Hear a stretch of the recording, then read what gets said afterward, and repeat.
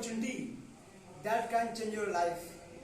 दोस्तों, एक वो मौका ही है जो लोगों की जिंदगी बदल सकता है। हर किसी को अपनी लाइफ में मौका ही मिला है और जिसने इस मौके को पहचान लिया वो व्यक्ति अपनी लाइफ में सक्सेस हो गया, सफल हो गया। उसने बहुत कुछ हासिल कर लिया अपनी लाइफ में। और जिसने मौका नहीं पहचाना है वो व्यक्ति अभी तक पीछे है और वही व्यक्ति फेल हो जाते हैं अपनी लाइफ में जो इस अपॉर्चुनिटी को नहीं पहचानते हैं।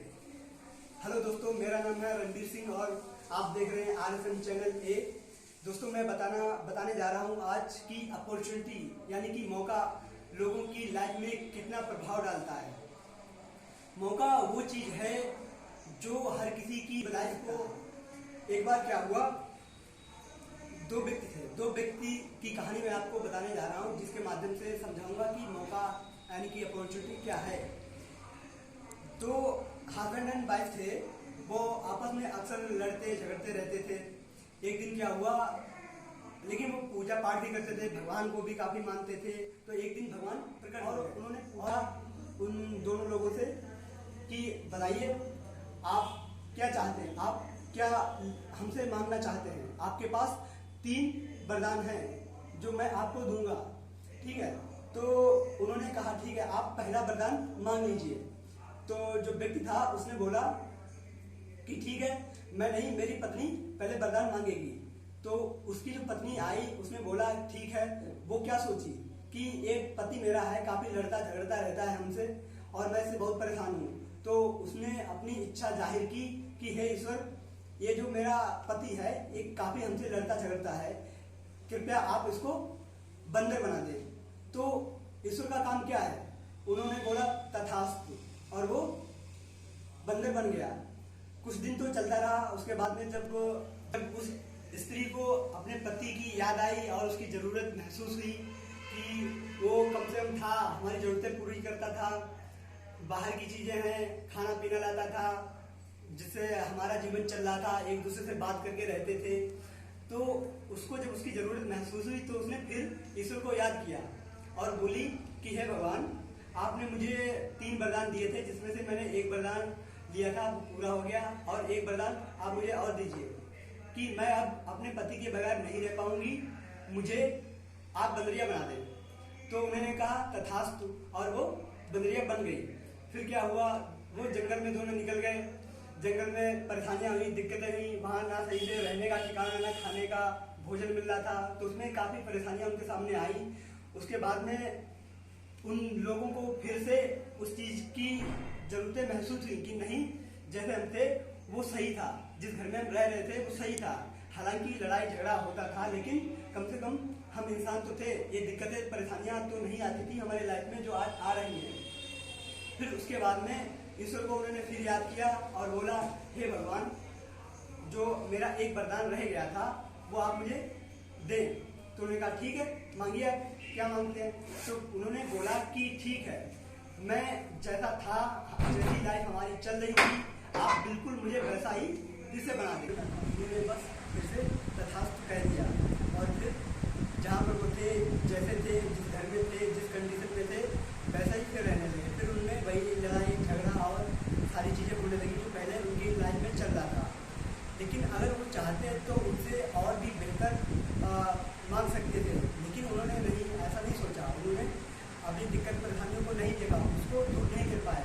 लेकिन अगर हम वही बात करें दूसरे की तरफ, जो दूसरा वाला एक व्यक्ति था उसको भी वही मौका मिला, भोलेनाथ ने उनको भी मौका दिया कि आपके पास सिर्फ एक वरदान है, आप एक वरदान मांग लें।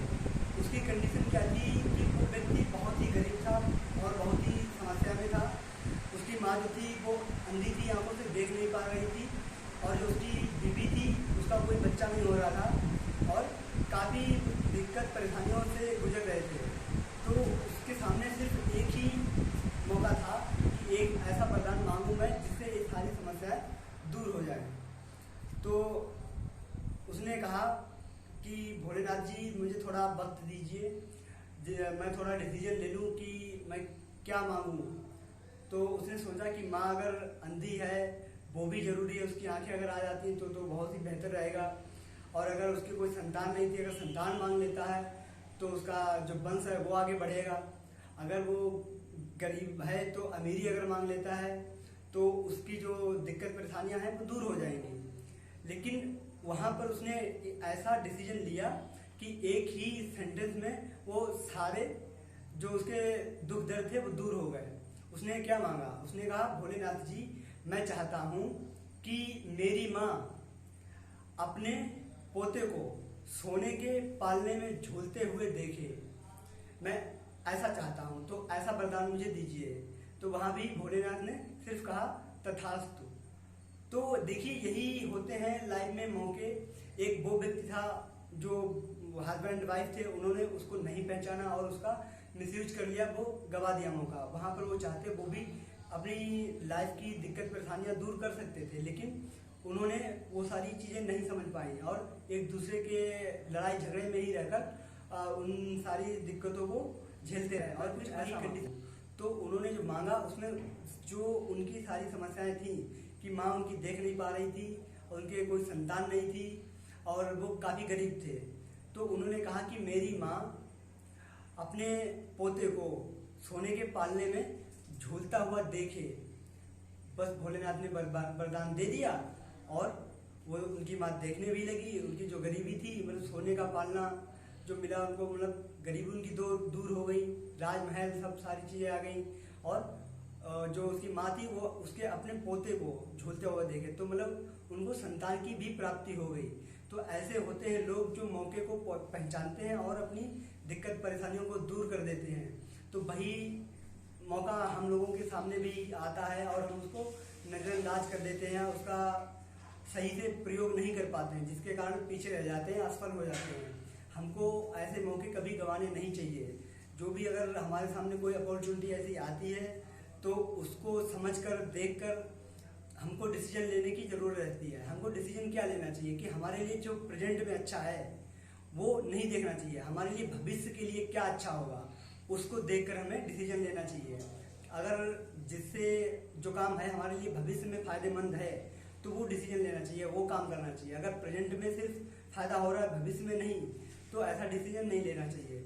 डिसीजन ही एक है जो लोगों की लाइफ को बदल के रख देता है और वो अपना जीवन बेहतर बनाते हैं। Thank you.